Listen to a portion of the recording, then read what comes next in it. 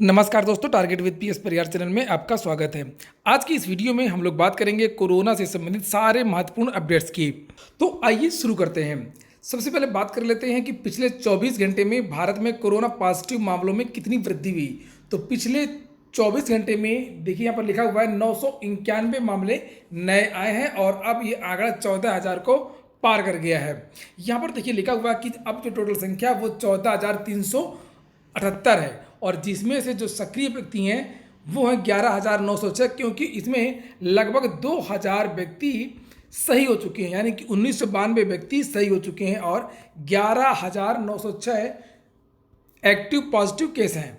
एक बात यहाँ पर और ध्यान देने वाली है कि आज जब स्वास्थ्य मंत्रालय की एक मीटिंग हुई थी, प्रेस कॉन्फ्रेंस हुआ था, उसमें यह बताया गया था कि कुल 14,378 मामलों में से 4,291 लगभग 29% मामले तबलीगी जमात के थे। 91,378 पॉजिटिव केसेस जो आए हैं उसमें से 4,291 लगभग 29.8% केसेस निजामुद्दीन मरकज क्लस्टर से सिंगल सोर्स से संबंधित पाए गए हैं, जिससे 23 स्टेट्स और यूनियन टेरिटरी से इससे रिलेटेड केसेस पाए गए।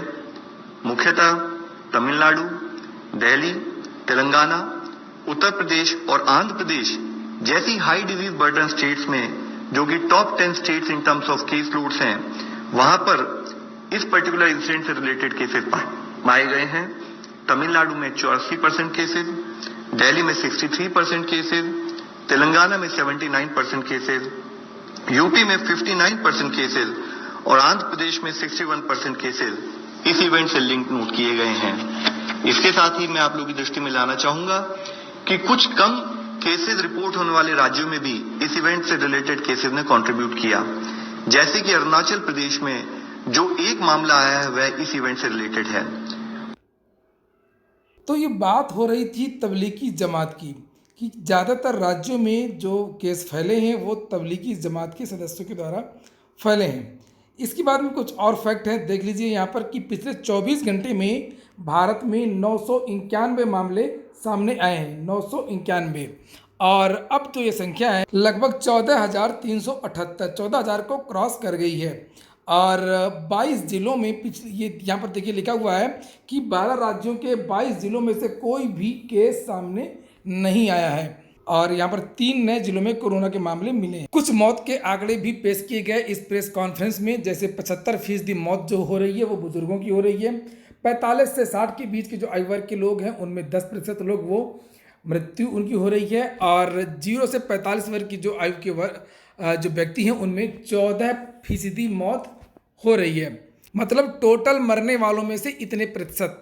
और वैसे अगर संक्रमित व्यक्तियों की बात की जाए कि जितने संक्रमित व्यक्ति हैं उनमें से कितने लोग मृत्यु उनकी हो रही है, तो वो 3.3%, 100 में 3.3% लोगों की मृत्यु हो जा रही है, जो ज़्यादातर वृद्ध हैं या बीमार हैं। दिल्ली में तो ज़्यादातर केस यहाँ पर लिखा हुआ है तबलीगी जमात के हैं। देख लीजिए यहाँ पर लिखा है 63% केस जो हैं वो तबलीगी जमात के हैं। और अब बात करते हैं उत्तर प्रदेश की। तो उत्तर प्रदेश की सरकार ये लगातार वीडियो कॉन्फ्रेंसिंग के माध्यम से बताती रहती है। प्रमुख सचिव स्वास्थ्य ने कल परसों बताया, अब हमारे धीरे धीरे मेहनत करने के बाद प्रदेश के माननीय मुख्यमंत्री जी के मार्गदर्शन में कई जनपद कोरोना मुक्त ही हो रहे हैं। पीलीभीत हुआ, महाराजगंज हुआ, इसके बाद हाथरस हुआ, अब शाहजहांपुर भी कोरोना मुक्त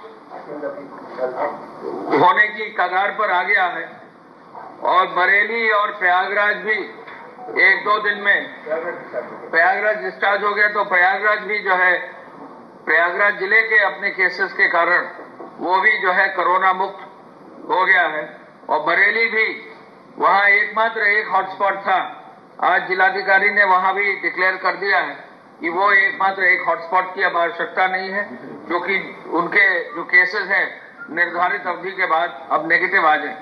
तो पूरे प्रदेश के लिए ये खुशखबरी है कि जहां एक और जो है जिलाधिकारी, वहां के पुलिस के अधिकारी, स्वास्थ्य के अधिकारी, वहां के जो सफाई और पूरा सैनिटेशन कर रहे हैं सभी अर्बन और रूरल बॉडीज के, पंचायती राज के, नगर निगम के, वो सभी लोग जुटे हुए हैं। सभी विभागों ने जहां एकजुट होकर माननीय मुख्यमंत्री जी के तो वहीं अगर उत्तर प्रदेश की बात करें तो उत्तर प्रदेश में पिछले 24 घंटों में 24 लोगों की रिपोर्ट पॉजिटिव आई है और अब यह संख्या 64 लोगों की जो रिपोर्ट है वो पॉजिटिव आई 64 और अब यह संख्या हो गई है 946। तो लगातार वृद्धि हो रही है और 64 लोगों की फिर वृद्धि हो गई, यानी कि पूरे भारत में लगभग 950 व्यक्तियों की वृद्धि हुई है और उत्तर प्रदेश में 64 लोगों की वृद्धि हुई है। इसके बाद में एयर इंडिया ने एक घोषणा की है कि 4 मई से वो अपनी उड़ानें शुरू करेगी और उसकी बुकिंग भी उसने शुरू कर दिया है। लेकिन ये जो उड़ान होगी वह चुनिंदा रूटों पर ही होगी। ये देखिए यहाँ पर लिखा हुआ है कि अंतर्राष्ट्रीय रूटों पर जो उड़ानें हैं वो अभी नहीं होंगी, अभी केवल डोमेस्टिक उड़ानें होंगी। और इस बीच एक रिपोर्ट की काफ़ी चर्चा है, इसलिए उसकी चर्चा मैं भी करूंगा। और उस रिपोर्ट में ये बताया गया है कि जो कोरोना वायरस है वो चीन की एक लैब से आया है। हालांकि ये वायरस इस रिपोर्ट में बताया गया है कि यह नेचुरल वायरस है और ये एक लैब में काम करने वाले कर्मी संक्रमित हो गया था और उस कर्मी पर रिसर्च हो रही थी उस वायरस को लेकर के और इस तरीके से वो वायरस पूरी दुनिया में फैल गया। यहाँ पर देखिए लिखा है कि कोरोना वायरस से पूरी दुनिया में हाहाकार है और विश्व चीन को संदेह भरी नज़रों से देख रहा है। इस बीच में एक न्यूज़ चैनल की रिपोर्ट से पूरी दुनिया में यह चर्चा तेज हो गई है कि क्या सच में चीन के वुहान में लैब से कोरोना वायरस फैला है। दरअसल अमेरिकी राष्ट्रपति डोनाल्ड ट्रंप ने बुधवार को फॉक्स न्यूज़ की उस रिपोर्ट को स्वीकार किया जिसमें यह दावा किया गया था कि कोरोना वायरस चीन के वुहान इंस्टीट्यूट ऑफ वायरोलॉजी में काम कर रही एक इंटर्न द्वारा गलती से लीक हो गया था।